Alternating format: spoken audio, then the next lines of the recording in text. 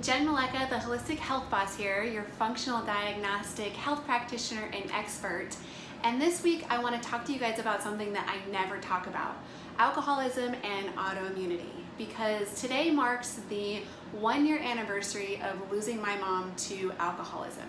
And I never talk about this at all, but enough time and healing has happened for me to be ready to share this part of my story with you.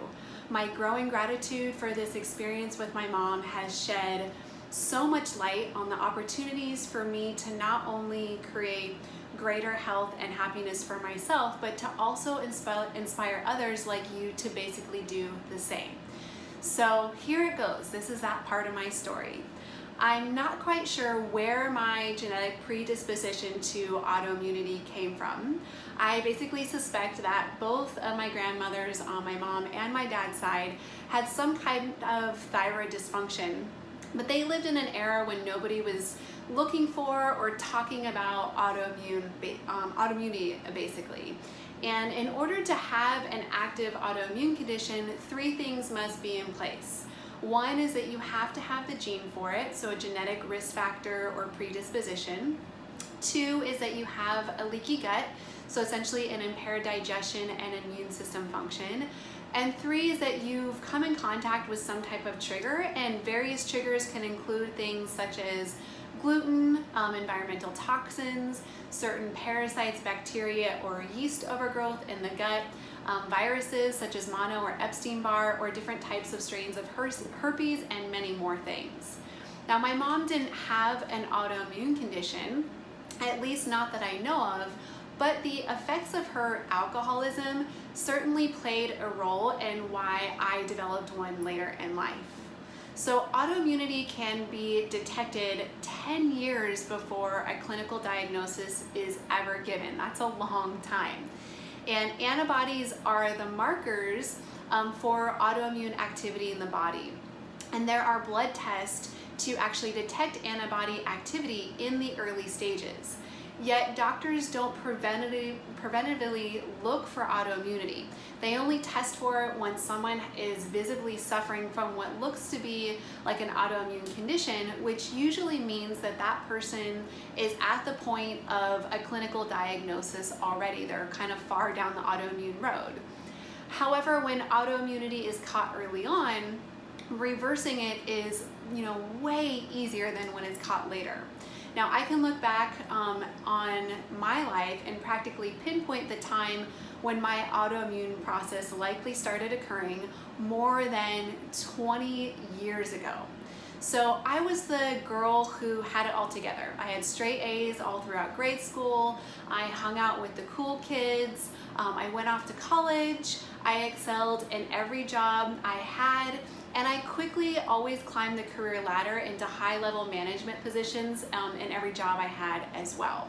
And all while I was doing this, I was sacrificing my health basically for acceptance and success along the way.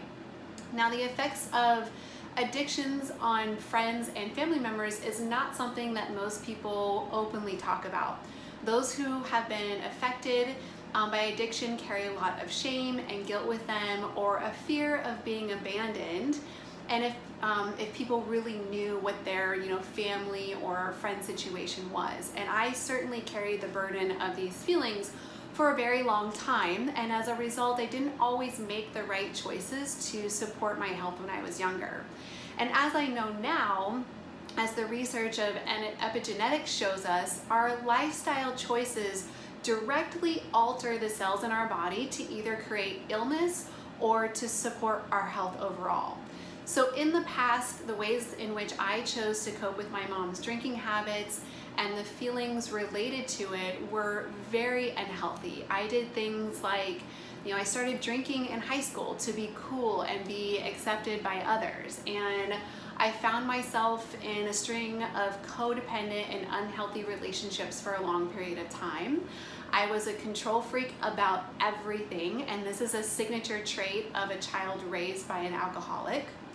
I engaged in full-on screaming matches with my mom over her drinking that left me completely emotionally drained.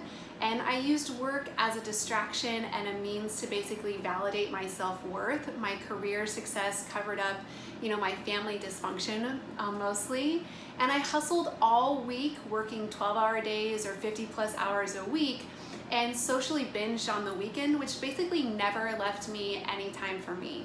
So over the years, my body was giving me clear signs on just how much my mom's addiction and my reactions to it were impacting my health.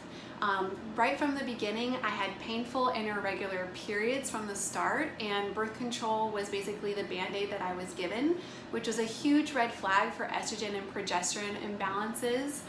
I had waves of fatigue that followed in high school and became more constant in college and thereafter, which is a huge sign of adrenal dysfunction that was setting in, and maybe of a case of undiagnosed mono that I had, a trigger for autoimmunity.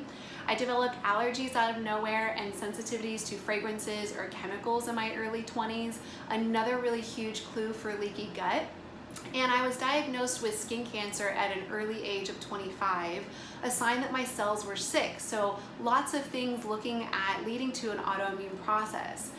However, according to my conventional doctor, I was the picture of perfect health on paper. But once I became a functional diagnostic nutrition practitioner, about 15 years into my mom's alcoholism, I was able to get my hands on the right lab test, which showed just how dysfunctional my health had become due to the choices that I had been making over time. So my functional test results showed that I had some severe adrenal dysfunction going on, poor liver and detoxification function, high levels of oxidative stress and DNA damage, and a gut full of bacteria, parasites, and yeast overgrowth, and a weakened immune system, which all set me up for an autoimmune condition. Now, these were all early signs of that autoimmune process being in place.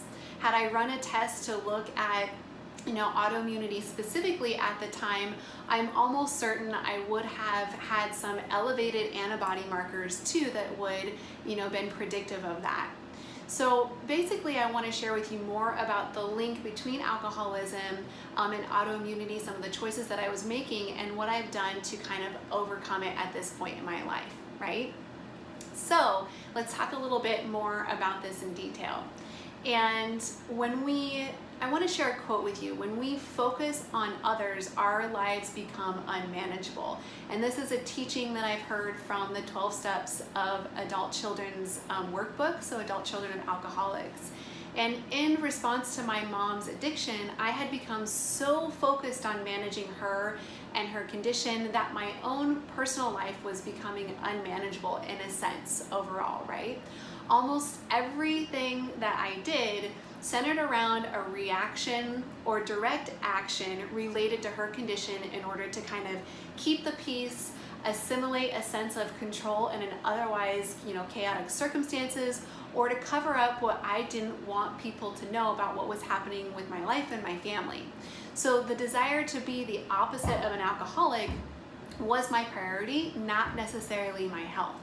And it wasn't until my mom had a near-death experience, actually 6 years before she passed away, that I decided my health needed to be my priority. I realized I had sacrificed myself enough, and life was certainly too short to keep going down that same road, and the signs of my health were showing it, right? So shortly after that moment is when I realized and I started to immerse myself in more functional and holistic health practices. And I reversed my adrenal dysfunction. I started healing my gut and supporting my detoxification systems even better than I had been before, basically.